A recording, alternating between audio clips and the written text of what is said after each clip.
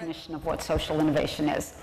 Social innovation develops either a new product, it's about developing a new product or service, or actually using existing products and services in more effective ways, or coming up with better systems or approaches to actually address pressing social, financial, and environmental problems.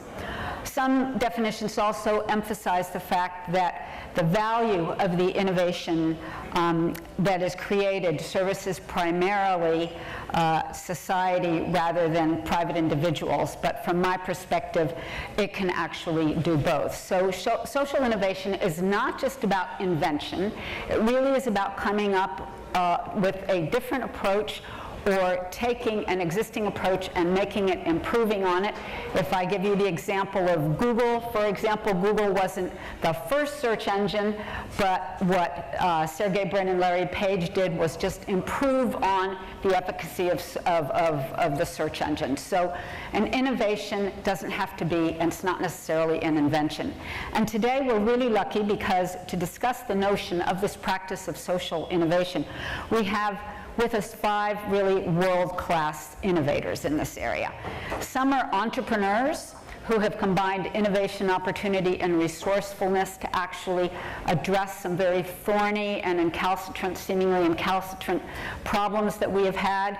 Others, or I should say we have one token intrapreneur, and I think probably most of us here like to think of ourselves as intrapreneurs because there really are few entrepreneurs in the world. Intrapreneurs are people that are working within existing systems, usually large organizations, and are trying to change from within. So we're going to be talking to both innovators that have started their enterprise and are changing systems, and also an intrapreneur. Contrary to popular myth, many times people think these innovations remain small and localized. Many do. But here we have innovators who have actually managed to spread their innovations globally. And so that makes it particularly interesting. And I'm going to very quickly just start out by introducing them. Andrew Kassoy is the co-founder of B-Lab, which to my mind is one of the most exciting initiatives today because it promises really wide systems change in the way businesses operate. Andrew and his co-founders, Bart Houlihan and Jay Cohen Gilbert, met as students at Stanford. Why do all entrepreneurs meet at students at Stanford? But anyway. And they went on to become very successful in private industry, each one. But then they realized that many companies would really respond to incentives, not just to be the best in the world, but also to be the best for the world. And we're going to talk about the revolutionary new way that the B Lab and the B Corporation today is galvanizing that whole movement. With us also on my left is Jennifer Riria, who for 25 years has been the CEO of the Kenya Women Holding Company and has worked with the Kenya Women Financial Trust, the largest microfinance network in Kenya. And she's also chair of Women's World Banking, which is a global institution of which I am a particular fan. And to add to some of the levity with which oftentimes these kinds of topics need some levity. We have with us Jack Sim, who is the founder of the WTO, not that WTO, but the World Toilet Organization. And Jack has been called a toilet technocrat, diplomat, and acrobat, all rolled into one large flushing phenomena. And if any of you have had a chance to meet with Jack over the course of the last 48 hours, you will know exactly what I mean.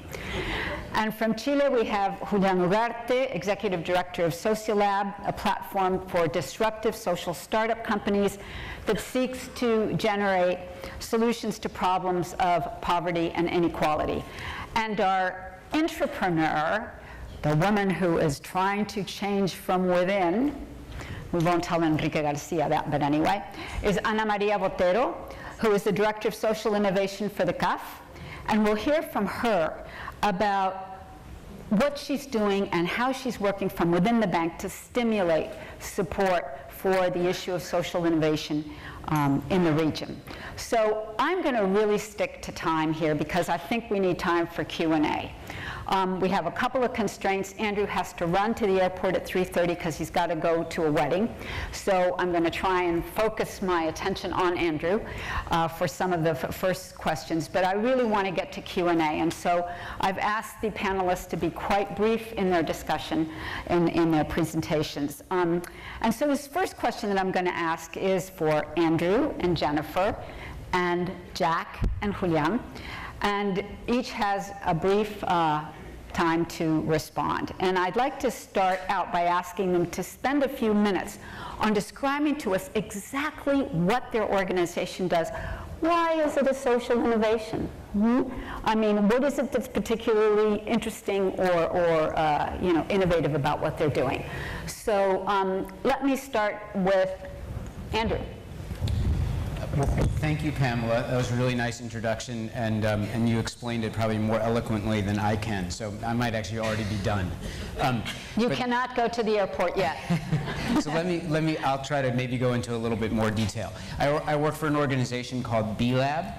We are a not-for-profit organization, but our mission is to use the power of business to solve social and environmental problems. And it's basically founded on the idea that whatever you think about the role of government and of nonprofit or NGO type institutions, they are very critical elements of our society in solving big social and environmental problems. But business or private sector activity makes up an increasingly large portion of economic activity across the globe and in a very integrated way. And so we need the private sector to be used to try to scale the solutions to many of the greatest challenges that we face. That's a really nice idea, and people have been talking about things like corporate social responsibility and socially responsible investing for a very long time. The problem is that that means something different to lots of different people, and it makes it very challenging for a real market to form. And so when we started B-Lab, what we recognized was a need to build market infrastructure that would allow all businesses to compete, as you said, not just to be best in the world, but best for the world. And that really requires both normative change, like changing the behavior of all of the stakeholders of business, and it also requires building institutions, building new rules for the game. And so when we think about those things, what we decided to do was in a very concrete way try to make it easily identifiable to know what is a good business, what is a business that's having a positive social and environmental impact. And so we created a certification called a B Corporation. The B stands for the benefit that this for-profit business creates, not only for its shareholders, but also for society, for all of its stakeholders. And so for a company to be a B Corporation, it has to do two things that we think address this problem of not being able to identify what is a high-impact business. Those two things are, it needs to meet a minimum set of social and environmental performance standards, and so that we can all know exactly what the business is about in a transparent way. And the second thing it needs to do is to become accountable to create value for all of its stakeholders. And it does that, and this is maybe the radical notion for business, it does that by changing its corporate articles to include language that says it will consider its stakeholders, not just its shareholders, when it makes decisions. There are now 1,100 companies in 33 countries around the world that are certified B Corporations. We started this movement here in the United States, but it very rapidly spread to many countries around the world, and in fact the fastest growing community within the B Corporation movement is actually in Latin America. And we're very lucky to have a sister organization that's gotten support actually from CAF and from IDB and many others, called Sistema B, that is building the community of Empresas B throughout Latin America. And today, I think 12% of the B Corp community, or about 140 companies, are in about 5 or 6 countries in Latin America, and growing really quickly.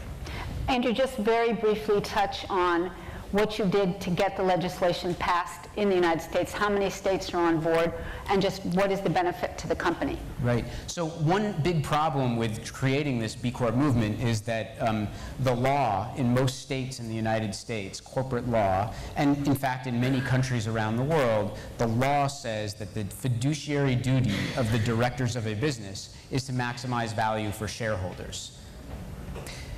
That means it's very difficult if you are an entrepreneur or an investor who wants a business to both create value for shareholders but also for the stakeholders of the business. And so that led us over the last several years to start here in the US trying to pass legislation that would create an alternative corporate form, one that entrepreneurs and investors could use who want to create social impact with their business. There are now 27 states in the United States that have passed these B Corp laws that more clearly allow for the consideration or the balancing of a broader set of interests when making decisions, particularly at this critical moment when a business might be sold and the mission of the entrepreneur might get put out the door.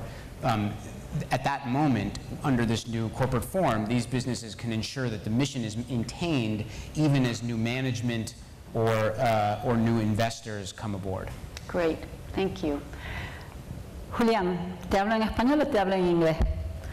Prefiero español. Bueno, entonces, I'd rather tell you in Spanish. So please tell us what your organization does and why is it innovative socially. We are partners of the B system in Latin America, working together with CAF and with the IDB. We have been working in a foundation called DETRO, which is in many of the Latin American countries, working in different areas resolving poverty issues. And there's also an entrepreneurial group headed by us who was thinking how these problems could be resolved in a different manner. So we thought that every problem has a solution. It's a matter of creativity. And if that solution comes up and people adopt it, that generates value which might be recovered by way of money and profits. And that solution can be scaled up, grow by itself, and hence the scale reaches more people and the impact becomes massive. Thus, we created a web platform where up to now we have more than 300,000 creative persons registered. And last year we received more than 15,000 proposals, which is true madness. 15,000 rather. And we were able to finance 111 of these initiatives with little money, $2.4 million. That was the seed capital for them to be able to initiate their project. Out of those 111, 30 are already enterprises. Some of these are B Corps already. And in a country such as Chile, which is small and has 17 million inhabitants, it is already impacting 2,000 people, and this continues to grow. Those 30 companies will reach 1 million people this year. Same thing in Argentina, Colombia, Uruguay, and this year we're planning to reach Mexico and Brazil. But what is interesting is that this is dealing with very difficult problems that have to do with education, health, with giving different answers and generating a new mechanism. There's a company that we share, which is a B corporation, for you to understand the impact this can have. The former president of Mexico was talking about the basic food basket with which many of us measure poverty in our countries. And people, when they have little money, they have to buy smaller products. For example, in the case of detergent of Unilever, 200 grams is much more costly than that of 1 kilo or 1.5 kilos. So there's a punishment for not having the liquidity to be able to buy in bulk. So what they did was a very large packaging. There's a machine where you put in a coin, but the price that you pay is much lower. They sell rice, beans, etc. And they can have the savings of up to $240 a year. And this impacts the family and has been working in a very good manner. So the scale and level of these projects is something which is important. And this impetus of people, common people, and they may be able to add the utilization of these scales. But that example of the large packaging that you just mentioned is that it is such a simple solution indeed. There is, yes, indeed, you don't have to be an Einstein to come up with it. But it happens that most of these creative elements, or those people are not truly linked with the problems. They are far away from the problems and the segment of users Latin America. People in middle classes of Latin America require this sort of things. We have to go to the very navel of things, to the center of matters, to see what's happening. 63% of the people earn more than $1,500 a year. And to bring this into the market is something very important, and something that doesn't produce problems, but rather something which is productive and allows us to have a world where a whole series of solutions to problems will come up. Organization, and why is it a social innovation? Of course, you know, that's not a fair question to ask why microfinance would be but tell us a little bit about how you got into this. And yeah. Kenya Women Finance Trust is a microfinance bank. It's a microfinance bank, the largest microfinance bank in Africa, focusing on women. We believe in the power of women at the family level and at the national level and international level. We believe that the world can only be transformed by making sure that there's inclusiveness that also decide purposely to include women. Kenya Women Finance Trust was started by financial professionals, managers, many years ago, 24, 25 years ago, who came together and decided they wanted to answer some of the questions that are being even raised here. One of the questions that they tried to raise is what is happening in women's lives? And how can you answer that sustainably?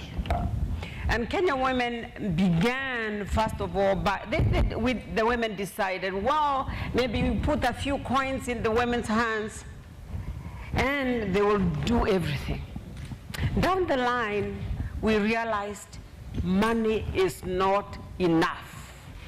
Because, ladies and gentlemen, as you sat here, every 3 minutes, a woman died because of pregnancy and pregnancy-related complications. A girl was raped. Every minute we sat here, a girl has been raped, destroying her life. Every minute we sat here, a woman was thrown out of a banking hall because she didn't have collateral. Every minute we sat here, something crazy happened to a woman because the woman is disempowered. Kenya Women asks the question, how do we touch women's lives sustainably?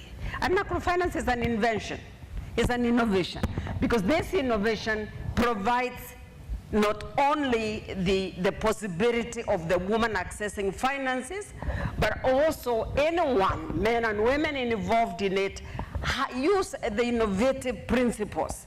That is, you have to understand their needs, their preferences, their culture, their desire, and their priorities.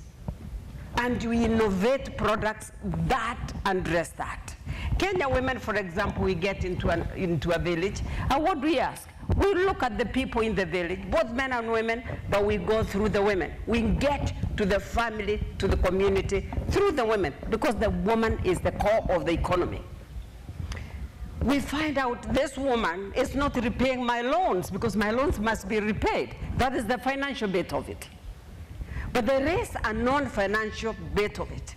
Why isn't she repaying the loan? She is spending 10 hours collecting water. She is collecting wood. She is also driving the cattle to the river. So we come back to the office and ask, how are you going to solve that economically? We provide a water tank. There is no bank that is going to provide a water tank as a loan. We provide a water tank because then she can use that water tank. As she tries to look for money to repay my loan, she will spend a little bit more money, more time at her business. The next thing she does is she will use that water, maybe to water around our house and have a small kitchen garden that brings food, balanced diet to the table. We also look at her and say, okay, these children are all wearing glasses like me at 5 years. Why? They use kerosene. Kerosene is, it's a health hazard. As children sit around the lamp and do their homework around the kerosene, we replace that with the solar lamp. And she takes it as a loan, and she will repay. She will repay because she will not spend time in hospital. She will spend time on her business. She's not in hospital with the children who are coughing all the time. We look at her and say, you are driving your cattle to drink water. Why would you do that? Sit home, you have a tank, all right? We'll give you a cow as a loan, put food, sell a little bit of it, buy some food for your family, and that is how all our products are. We have water tank loans, we have cows and goats loans, we have solar loans. I heard you talking about electricity. We have power line loan because you people, you'll come with your power and put it across the poor people. It will go over their heads, not down to their houses. So we make sure that it drops down to their houses so that they can use that power to do business. The men, their husbands, will do welding with it, and they'll bring food to the table. That is what Kenya Women Finance Trust is doing. We are working with over 1 million women at Kenya Women level. At Women's Banking level, we are working with 25 million women around the world, doing the same thing. And I didn't say it's easy. We believe in numbers, because one lamp is not going to pay one of my officers, because it also demands that you have very close proximity with your staff. If you're going to understand what they need, what their priorities are, the staff have to be there with them. You have to train that staff. You have to continue innovating those staff, because life continues to change. And the people's needs today are not people's needs tomorrow. Let me tell you, ladies and gentlemen, you can make high-level policies, and you are good at that, and that's your job. But you will not transform the economies until people themselves have the capacity to transform themselves and to take their position in transformation. Thank you. Thank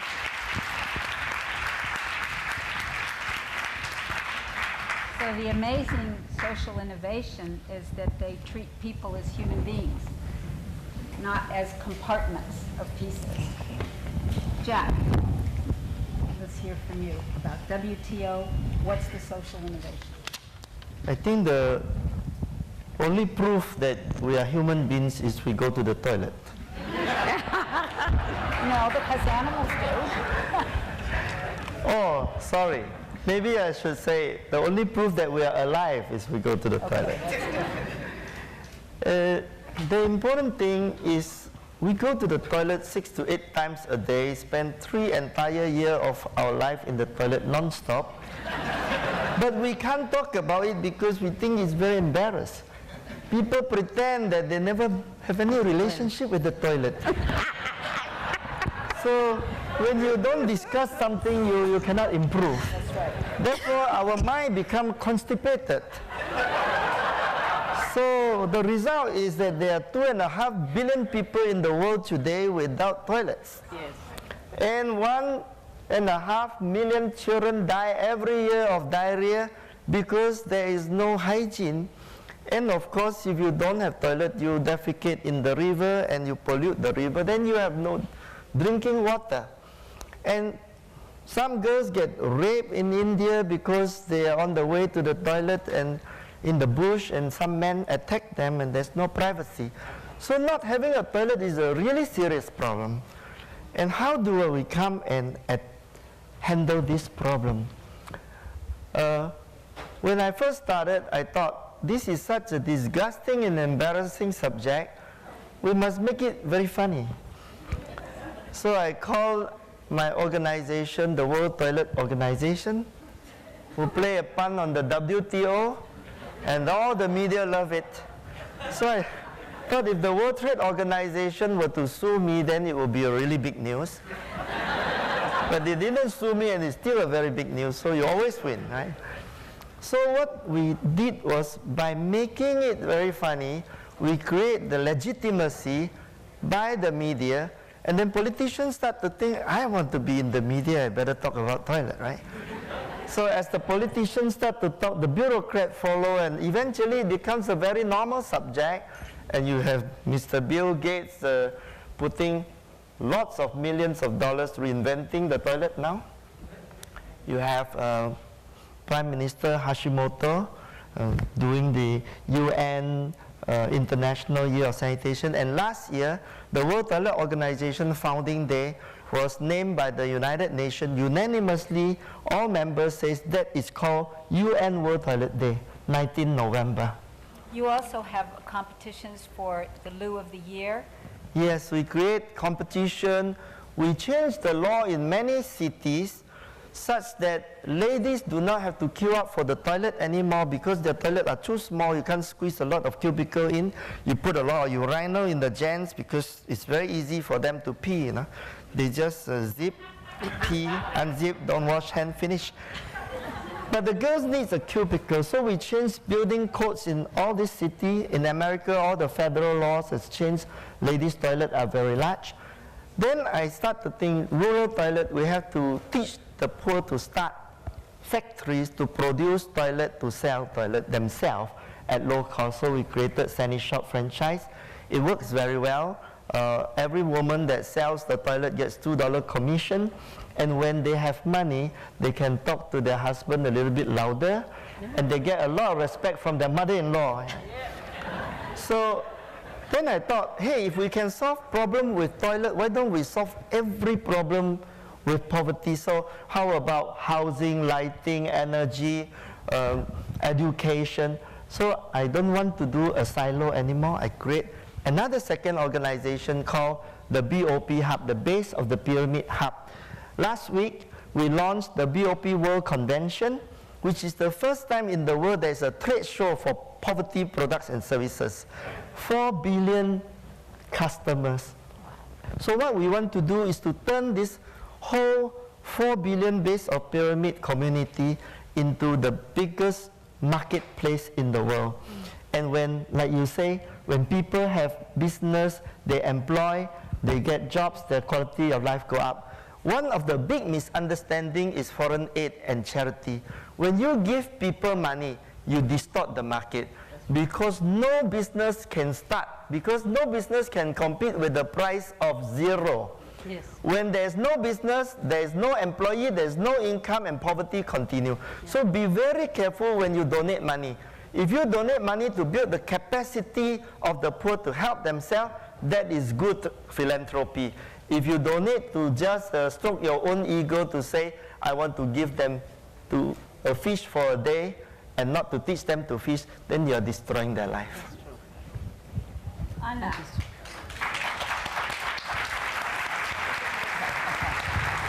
Sorry, thanks. As the entrepreneur in our panel, you're pursuing a rather unusual initiative within a main-standing and long-standing, financial institution. So one wouldn't necessarily associate the CAF with social innovation. Tell us what led to this development at CAF, and what do you hope will result from it? Thanks, Pamela, and good afternoon to everyone.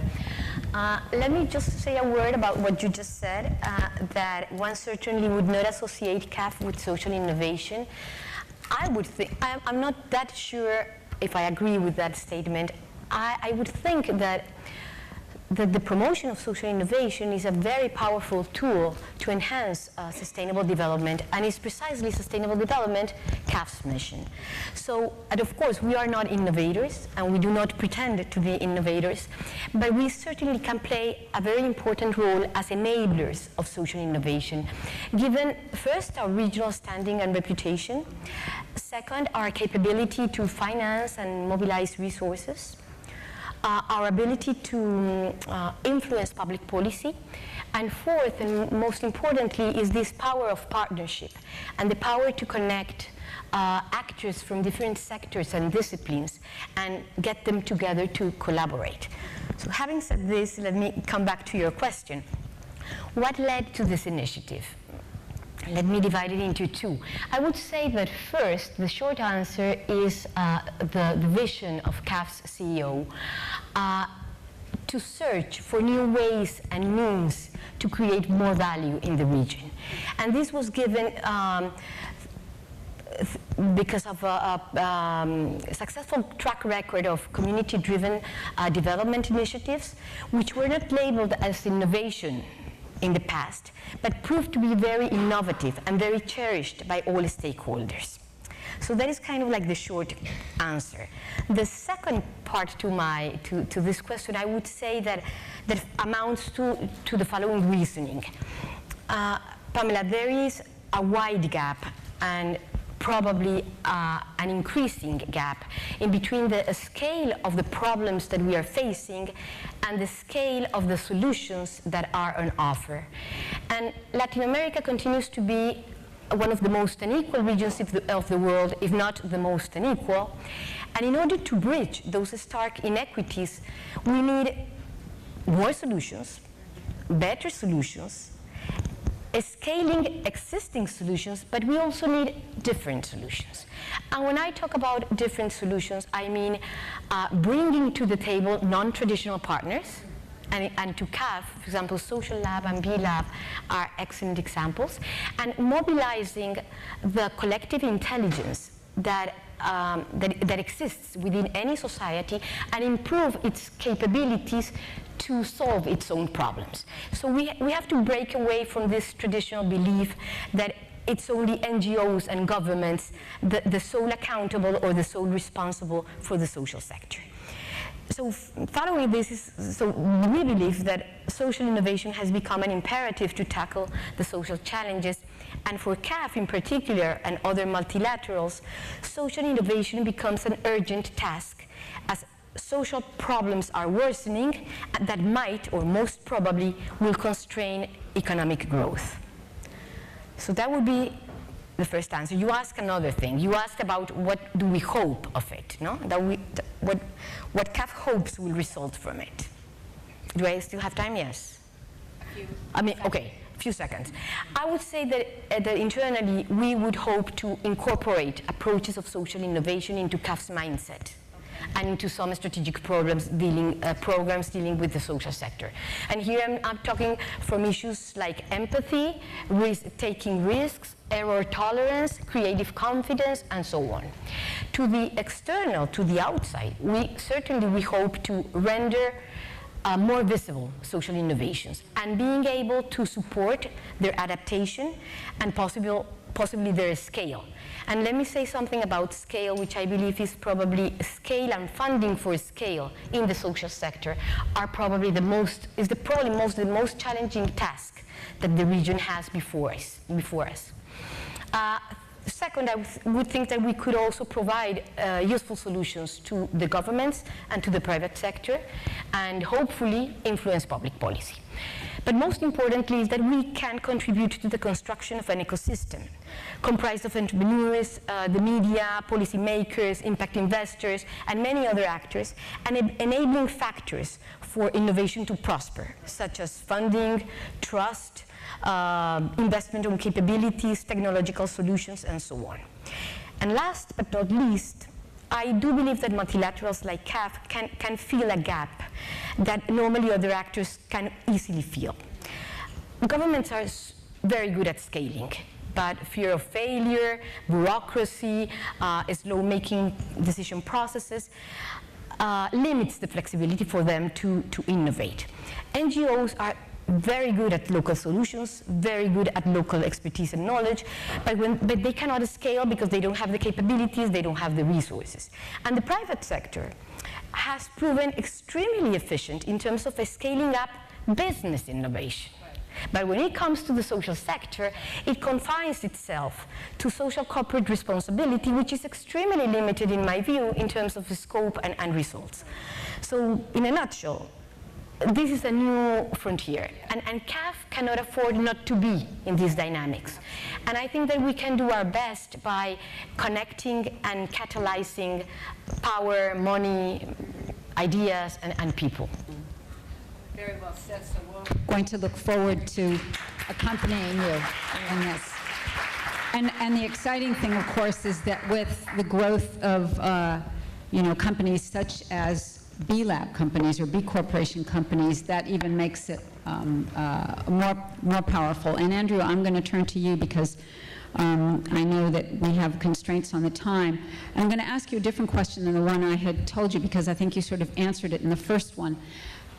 Talk about what is in it for a company to become a B Corporation. I mean, they don't have tax breaks. They don't, I mean, why would you put yourself through that? So a lot of our work starts from the point of view of the entrepreneur as the engine of change. When we started this work about 8 years ago now, we went out and started talking to a lot of entrepreneurs. And one of the things we learned was that there are hundreds of thousands of entrepreneurs around the world who care about something other than using their business to make money.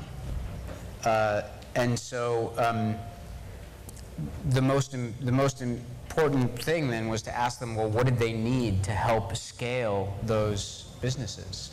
And as we talked to them, what we recognized was, for many of them, it was just about finding a way to speak with collective voice, having a community of other companies or other entrepreneurs that thought like them, and that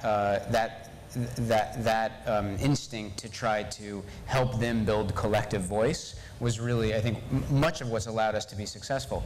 As we have scaled, and there are more and more businesses that want to join this community, part of the reason is because now there's value to the B Corp brand.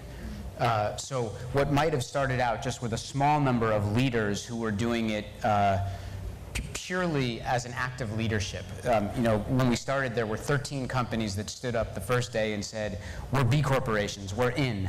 And they had no idea what they were in for, because there was no value to the B Corp brand. Today there are 1,100 companies, and companies join for other reasons. So there's leadership, but they're also joining because what we've learned is that being a B Corp helps companies attract and retain talent. And more for both small and big companies, startups and established corporations, big multinationals, there's a war for talent. It's hard to attract and retain the best people. And companies have started to recognize that being a B Corp helps them explain to their workers what they value, that they value their workers more than as just people who help them make money.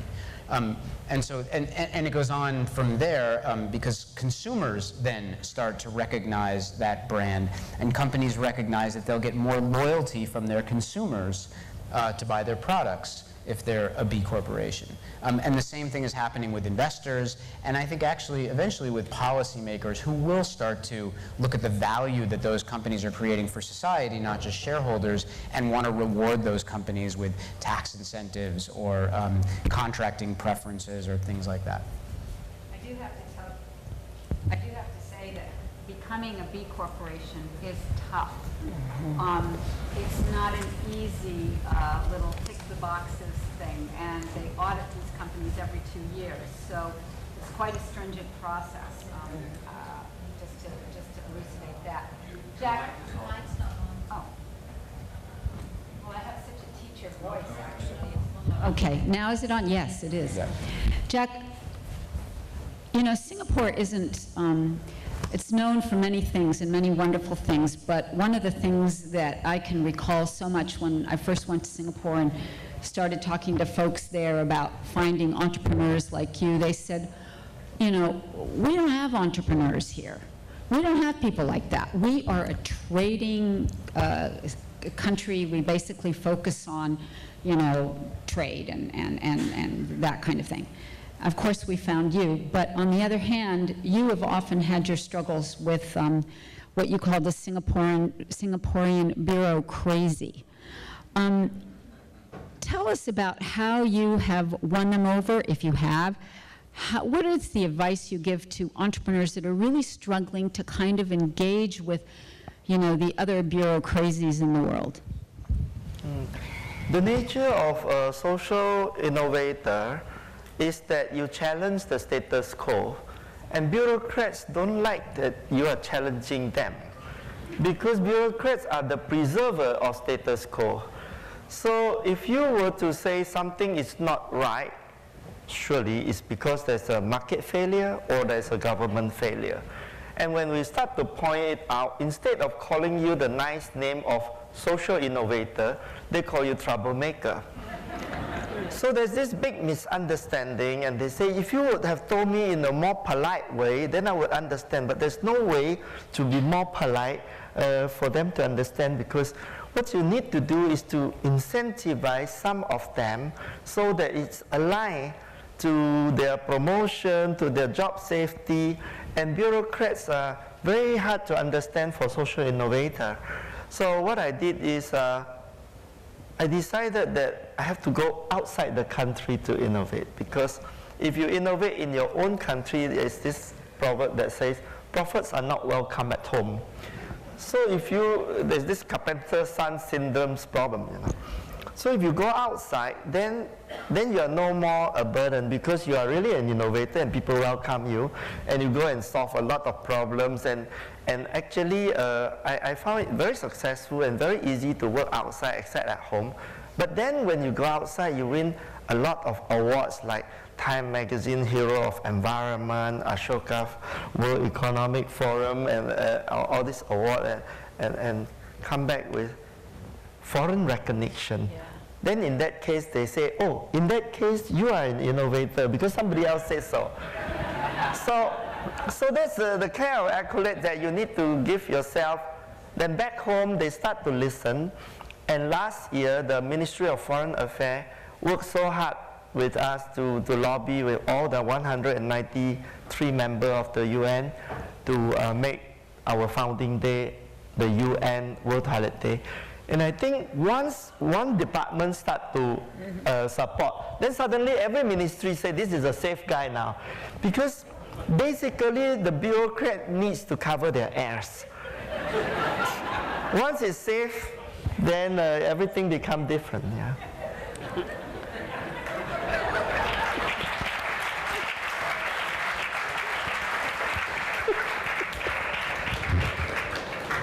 I can remember the first time, the first selection process that we went through in Singapore, where Jack was candidate when I was at the Schwab Foundation for Social Entrepreneurship.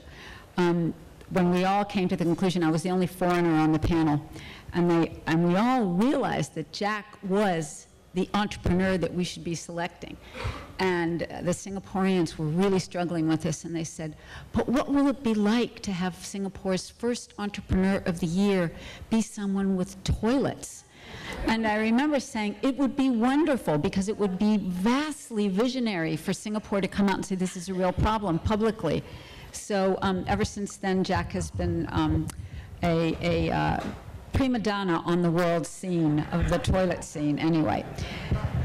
Jennifer, let me turn to you. One can say that microfinance in the area of social innovation has really arrived. I mean, you have mainstream banks opening microfinance windows, et cetera, et cetera, et cetera. But microfinance has gone through some really rough patches of late. And we know what the challenges were to get microfinance going off the ground. Talk a little bit about what the challenges are now for microfinance that really, are still very committed to doing the kinds of things that you're doing in Kenya, that Women's World Banking is doing. What are the challenges and the threats that microfinance is facing? In 1992, I entered one bank, no names. And I said to the manager, please lend me $1,500. I'm going to only lend it at the average of $150 to the women. And he looked at me on the face and said, Jennifer, do you want to tell me you want your clients, your women, with their baskets on their backs to crowd my counters? And I looked at this man and I thought, I have lost it. And I left. And I cried in the streets as I walked, because it showed what kind of disdain he held for women entrepreneurs. It broke my heart. Later, I had to sit with them on a board of a bank where I chaired, and I really showed them dust. But anyway, that's not the point. Microfinance is going through a very tough time at this point in time because of the global economic trends. One of the things that has happened in the microfinance sector is commercialization. Commercialization and involvement of regulators, central bank. Central banks in the world have turned microfinance institutions into mini banks. Microfinance institutions never wanted to be mini banks. Microfinance wanted to serve the bottom of the pyramid, the social and financial bottom of the pyramid. And that requires different set of rules. It requires you sit with your clients and understand them and argue with them and hold their hand as they go on. The regulation comes in and sets in what are the rates you are going to charge, what is it you are going to do with the clients, what are the liquidity levels. Why would I have $2 million with central bank instead of lending it out to the women or to the clients or to your clients if you're working with the men? That has become a very difficult for microfinance institutions. They don't have the systems. Okay, Kenya Women has the systems, but most of the microfinance institutions do not have reporting systems to central bank, and therefore they're spending most of the time making reports to central bank instead of getting out there and working with clients, and that has been a very big one. The other problem has been the governments have entered the microfinance sector and destroyed the fabric of microfinance. Governments want control. Governments are going out there and lending. My friend in Padme has had to get out of the institution because government has taken over. That kind of involvement, where microfinance are being forced to just do business. And microfinance is not about business, it's about the double bottom line. We have also challenges relating to technology. We appreciate technology in microfinance. And we think with the technology, if I give a handset to a woman, she's going to access money the fastest way possible. She doesn't have to go to a brick and mortar bank. However, low educational levels and the nature of the handsets that are produced in the world, the women can't use them. The cost of the handsets in our part of the world, one phone is used in a homestead, and the woman is not in control of that phone. So when we use that technology to reach the women, and in Kenya we have got the M-Pesa, and the M-Pesa is very useful, but it's very difficult for me to use it because I use it, the woman loses her money. So what do? You have to innovate to ensure that the woman owns the handset. So that she takes a loan, I give her a phone, she takes a loan so that she's able to use it for the technology. That makes technology very unacceptable because now that's a new product. So it's, as innovations go on on the rest of the world, we want the women to use the technology, but the infrastructure also is very poor because how many people can be reached by telephone in Kenya today or Uganda or Tanzania or Ghana? Mm-hmm. Very limited. So the technology is there, we want to use it, the infrastructure is not, and we are not in control of the infrastructure. Those are some of the few challenges we are facing right now. So what it necessitates really is continuous innovation. You're Yes. constantly innovating. We are constantly innovating daily. We are looking at it. That's why I said the centrality, client centrality is very important. Client focus is very important because you have to look at that and see as every day evolves, what is it that client requires? You have got to innovate a product That makes sure, and you have to make sure that your institution remains profitable because you need to be there to serve tomorrow, but at the same time, the client's needs answered. You have always to innovate all the time. Exactly. Yeah. Julián, no hace mucho tiempo que Not a long time ago, Chile was supposed to the great victory in Latin America from the economic point of view, but a few years already it has been undergoing what in many of our countries is a growing gap as far as inequality is concerned. Now, even though I understand, well, in Latin America, we still hope that we still think that governments should resolve social issues. So what are the challenges you have faced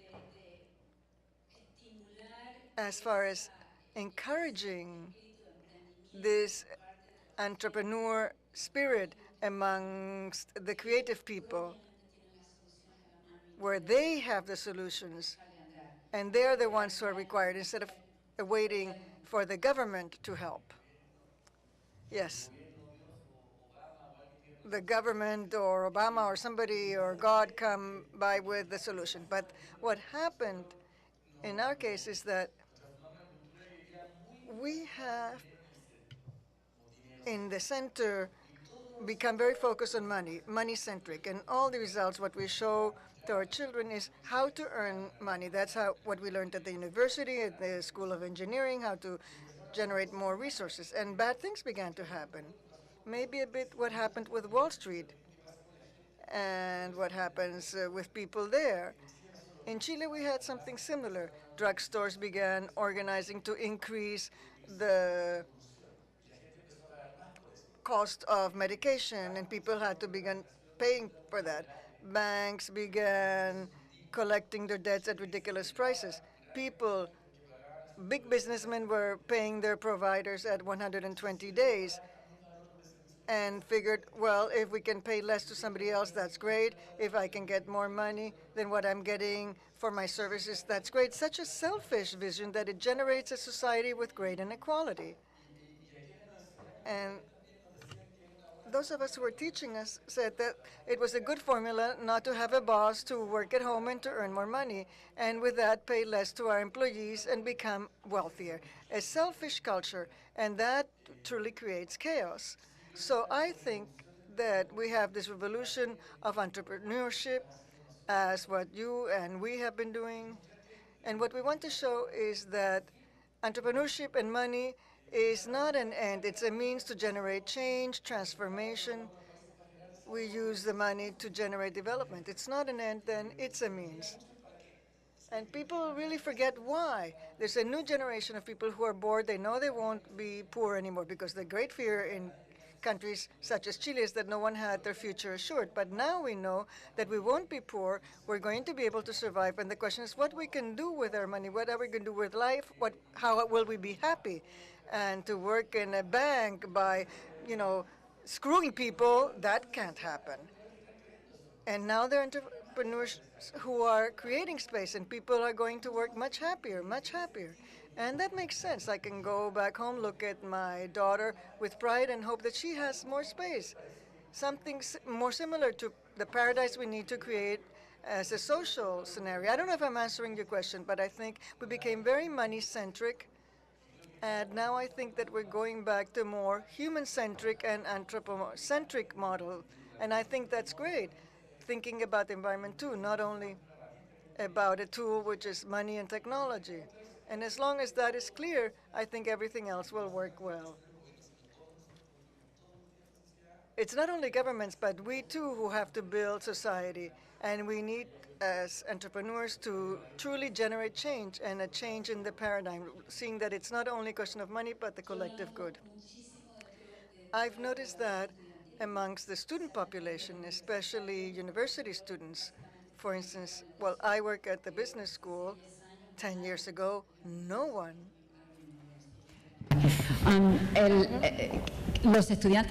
Well, the MBA students today, what they want is to work for an innovative organization that is philosophically positive, that will make them happy, and that is a radical change. And that is encouraging, I think, because this next generation, I think, and hope will truly go through changes.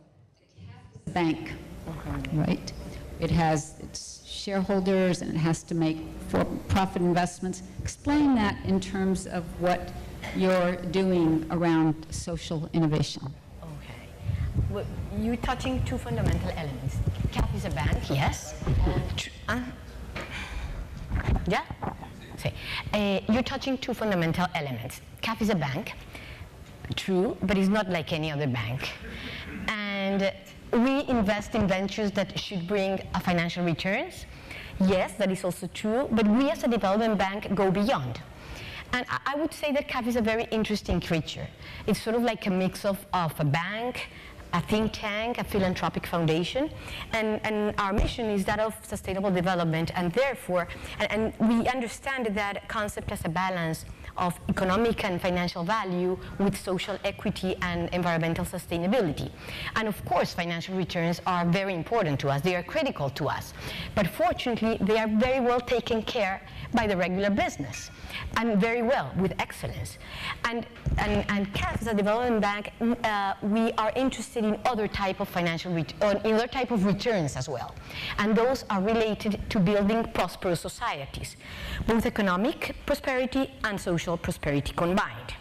So having said this, we are partnering with these institutions, in this case with the VLab, Sistema B, and Socialab, because these institutions provide impetus for social equality and a new type of economic growth that enhances human relationships, capabilities, and well-being. And I do believe that this new type of economic growth is increasing in demand in today's world. We also are investing, we are partnering with them also because we believe we can enhance their impact, and we can collaborate with their successful social innovations to move from the margins to mainstream. But I would say that something that is very important is that we have to learn. And learning not only from their expertise and knowledge, but learning from the way they do things and the way they organize things, which is totally different. So it's networking, it's cutting across boundaries, it's capturing local knowledge, capturing grassroots-based solutions in a very different way. And if we don't learn, we won't be able to keep the pace or to adjust to the pace of social innovation. And for CAF, that is extremely important. But of course, social innovation is not going to bring any financial returns to CAF. And not in the short term, that's definitely. It might plant the seeds for unknown business opportunities in the future. And it will certainly optimize our investment in the long term. But what's important is that social innovation will bring returns to the society as a whole. And these returns will translate into building more human and sustainable societies, as well as more social and political stability for the region, which I believe is critical. You know, it's interesting, one of the things that I've learned from working in the private sector, the public sector, et cetera, is how, in hindsight, the private sector is so much more interested in social innovation and driving this whole change. And, you know, governments are still, and NGOs in particular, are still very wary of working with the private sector, et cetera. We still have this idea that somehow money is evil. And when money is great, but it's what you do with it. I'm going to open the floor. Andrew, whenever you have to leave, please. So if anybody has questions for Andrew right away, I think we started quite late, and so I'm going to give myself the liberty as a moderator of saying we'll go on for 10 minutes or so more, so that we'll have some questions. And so for Andrew, yes, please identify yourself. Great. Oh.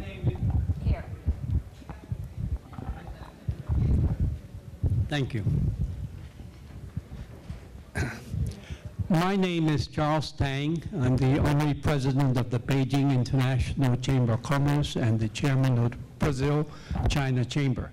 So I would like to know, to what extent are you present in Brazil and in China. So there's a growing community of B Corps in Brazil, and there's one B Corp in China. Well, we should expand that in China. That would be great.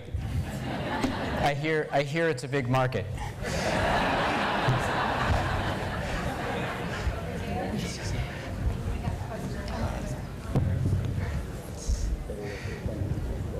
Thank you very much. My name is Gauri Mirpuri. Hi, Jack. I just wanted to, I'm from Singapore, and I'd just like to say, so Singapore was a country of innovators and social innovators. I mean, we are a land of migrants, and so our fathers and our grandfathers were the most entrepreneurial people in the region. What happened? We overeducated our youth. We made it the most expensive city in the world to live. It made failure very, very expensive. Jack is ahead of his time, but we have other social innovators. I'm a social entrepreneur, he knows that, and we do have them coming up now. One of the things I started in Singapore, because I realized this, was the hub with Grace Tsai. So she's my co-founder. Wow. And who's also Pamela's student.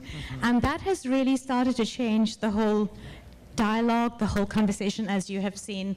And young people have started to take those risks again because we're able to support them through their journey and not make it as expensive to fail. And we're giving them the not just the financial, but also the technical help that they need to make those things a reality. So just wanted to add that. And I was also wondering, how expensive is it to get a B Corp certification? Is it really for someone who's just starting out? Or thank you. That's a good question. The B Corp community globally ranges from small startups and local place-based social enterprises all the way up to some very large billion-dollar plus businesses. And so B Lab as an organization is trying to be a sustainable organization from certification fees. But we're very far from that today. The community's got to get much bigger. But companies pay anything from very small businesses pay $500 a year to be a B Corp, so it's quite inexpensive, all the way up to $25,000 if they're over $100 million in revenue. So basically it's been built as a sliding scale in order to embrace a very broad community.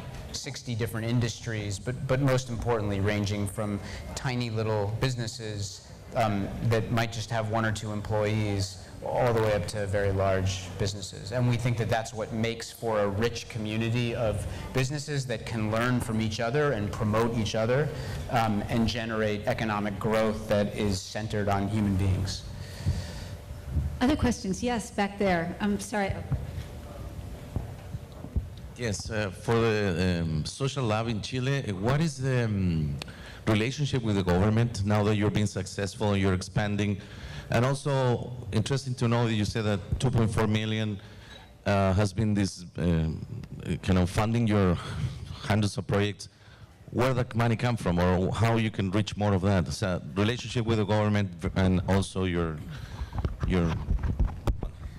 Bien, yo diría que la plata. I would say that the money doesn't come by way of magics, but we have received the support, especially in the beginning, of the multilateral funds. But our main business is what quite interesting. In Colombia, for example, the National Agency for the Overcoming of Extreme Poverty has 25 challenges to overcome extreme poverty, an excess of 9 times 5. And this has to be done from within. It doesn't have the capability to install water taps, etc. But we have other means with an open model for these projects, which we're funding. And if that works, this will help and will also support with the support of the government. In the case of Telefónica, in Chile, we're connecting 3.2 million households with the internet, population of 17 million. It is quite a substantial number. It's a new pathway to generate enterprises will have a positive impact upon our population. For example, the people are buying rice as a group. This will lower their prices and expenditures. and they will get internet practically for free. So these are all enterprises which add up value. And in the medium term, what we're doing is that the internet penetration will increase. We have to have shared models with industries such as telecommunications, banks, and governments, so that those enterprises maybe use and generate value for the industry and for the people, but with the expediency necessary, with non-bureaucracy, with patience that sometimes large corporations do not have, and much less governments. So that is the entrepreneurial model that we have been following. I was speaking yesterday with Cesar from the IDB, saying that we have much more value than we realize. More than 300 users with a name and a face in our website who propose ideas and decide that something may be done. We have not yet explored our sustainability models in true depth, but this is actually working. We earn little, but it works. But the Chilean government is something we're missing. Where is it? It is invited to come here or to the UN, and it goes Ban Ki-moon, and we see the flags of countries, but they're absent. They're not there. So although we now have a relationship, we have new funds with the government for social efforts and other initiatives which show that public value may be generated, and these entrepreneurs do not depend on the investment of classical investors. So they sometimes need a subsidy until after 4 or 5 years, results may be shown empirically and mobilized industry. If I were a president, I would make a lot of money. But anyway, I'm elsewhere. Yes, you must be somewhat concerned because, as Jack told us, the government is very much interested in maintaining the status quo. So something which I've seen in Britain is that the government wishes to finance the startups. But of course, they are not going to be funding entrepreneurs who want to revolutionize the entire system. So what they're doing is they're creating sort of an industry of what I call social enterprise industrial complex, which is an industry which is serving the government for it to deliver services and products which they cannot obtain. But it is not revolutionizing or changing anything. There was another question toward the back of the room. Go ahead. Thank you, Pamela. My name is Carlos Galicio from Ecuador. My question is addressed to Mr. Singh. What is the key factor in order to change the mentality of the communities and bring them out from the position of being beggars to a position of entrepreneurs? And how can they, in turn, accept that they can become people that will generate their own resources, which is a key element in this situation? In every community, there are always entrepreneurs. You have to unlock the entrepreneurial power inside the community. People don't like to be beggars. Nobody. People like to be proud that they have ability to work. And I think if you use entrepreneurship approach instead of charity, by necessity you will unlock all their capability. All people are talented. Inside the group, some will be leader, some will be entrepreneur, the rest can work for them. What you need to do is to find those models and to build the capacity. It may take some time, 2, 3, 4 years, but you stay with them, you look at those who are really interested. And Singapore was a very poor country in 1965. Yesterday, there was somebody who says that the Prime Minister went to cry on national television because we were forced to be an independent country. It's true. But because we are forced to, we have nothing, no water, no energy, no food, no land. We have only people and a seaport. By necessity, we become entrepreneurial. And for every problem that we have, we export it. We are very good with town planning, and we build big city in China. We are now exporting water technology, energy, and so this thing, same thing happen. If you force your people to become clever, they become extremely clever. That's what I said. La última pregunta aquí para mi amiga. So the last question here for Irene Klinger.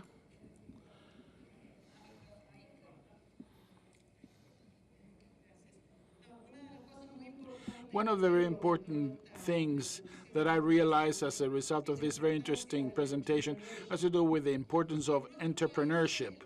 In our countries, the percentage of informal work is enormous, and the number of entrepreneurs existing in that informal labor force is truly impressive. What happens? That the governments and the private sector do not take advantage of that situation to promote precisely what you're all trying to do. It is not a lack of entrepreneurship, what we actually have in the region. Why don't we take advantage of what we have? That is 80% informal employment in some sectors and in some countries. And what happens to all of that? Why don't we take advantage of it as well? One of the comments that I've been wanting to make since yesterday is that we need to step back and find out among us who benefits from the status quo. We need to find out. In every society, and this is a question that people don't want to address because it's very uncomfortable, we need to find out who benefits, because people are dying in Congo. I read a book, now that we have been talking about books, I read a book by the Georgetown University, the School of Diplomacy. And the question they asked is, what happened in China? What happened in several other places?